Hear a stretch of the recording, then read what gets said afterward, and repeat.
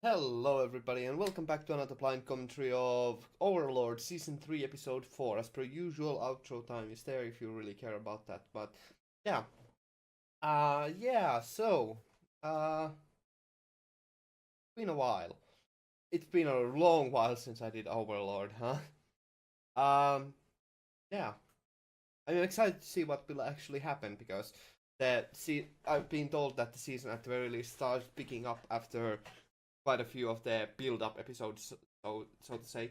So I wonder if how long the build-up will continue. Whether it will be half a season as the previous, like whether the season will be divided into two parts as the previous season was, or whether it will just have a shorter build-up section and then it will all be uphill from there, or you know, it will all escalate from there.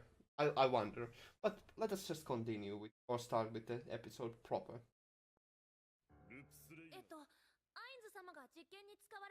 It's interesting. He's at the very least considering that Lupus Regina is an important piece in the overall grand scheme of things, and he's actually reprimanding her quite harshly, which is very interesting that um, Ainz is even taking this seriously. Although it should be obvious that she should be taking this as seriously because, like he said, Lupus Regina just failed at basic communication, which is really quite a huge flaw, especially when dealing with any kind of, especially when you're trying to take over the world. So it's quite crucial to have really good communication in that kind of and good logistics as well. So yeah, not the smartest kid around. Many toys.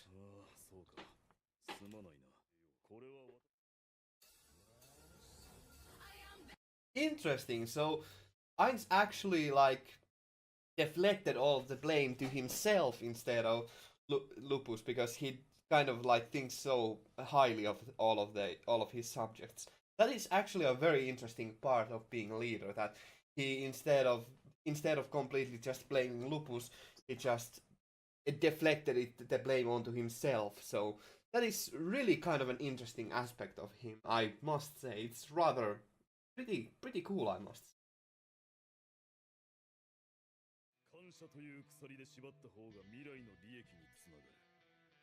All seems quite logical that you would actually instead of if, ruling over with fear, you rule over with loyalty.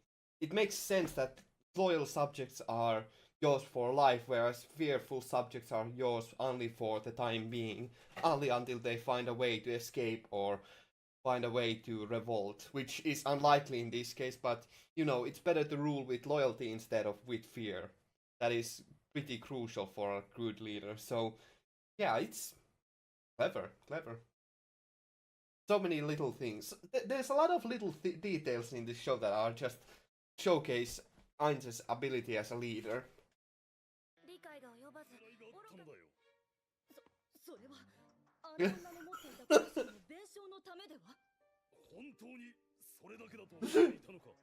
How much is now? This is going to be interesting. How much will Ainz bluff?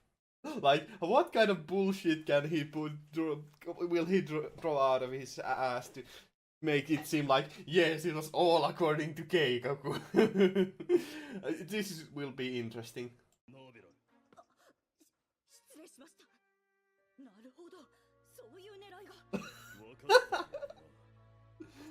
It actually makes sense, but it's pretty obvious that Ainz is actually just bluffing that this was his plan all along. But it actually makes quite a bit of sense considering that if he had planned that for like it could make feasible sense that he had actually planned for that. So it is actually kind of clever that he is bluffing it like it makes sense. So yeah.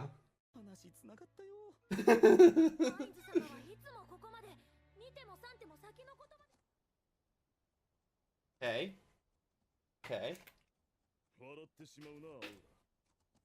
There's really nothing that I can comment on, so I'm just pausing for a second here to comment that even though the show has its like serious moments, I do like that they're still keeping it lighthearted in some situations like this with some lighthearted jokes. Like it's good to create contrast. I keep saying that, but it still is true no matter how many times I say it. Contrast is important, so it's good to have that. So it's good to create that contrast with jokes and not so serious mood. That's nice. I just generally like that. So yeah, that is something that the show does quite well. So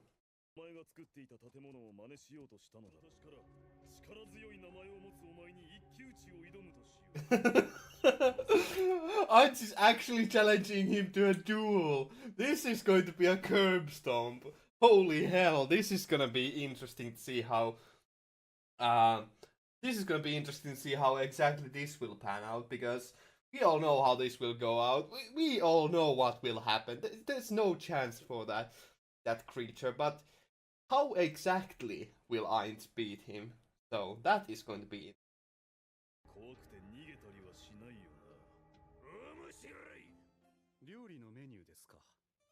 お前の感想を聞きたい。それを食べる人 I mean, what? That's a really heavy mood shift from just I will make you all my subordinates to yes, let's talk about the food menu. That's quite a heavy just mood shift. No, that's good. That's good once again, but that's kind of hilarious. 間の男女、もしかすると子供。Okay. Okay.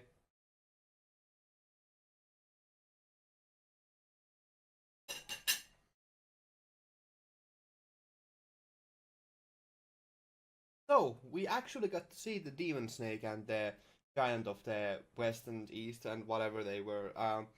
That we got to actually see them, and I'm pretty happy about that. And they, well, kind of did not disappoint.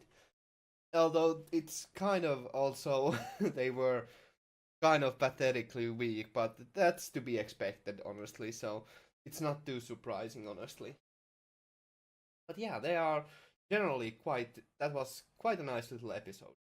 Although it was mostly just Ainz curb stomping. Yeah, Ainz just curb stomping the enemies, and that's overall quite fine. I'm fine with that. So, yeah, it's a fine enough of an episode, I think. So, yeah, I really have very little to say. It was just Ainz showing his prowess as a leader and just showcasing why he is the leader of Nazarick. So, yeah, I don't have much else to say, so. Okay, I'm not gonna just waste your time. So, thank you all very much for watching. I hope to see you in the future. Have a great day and stay awesome.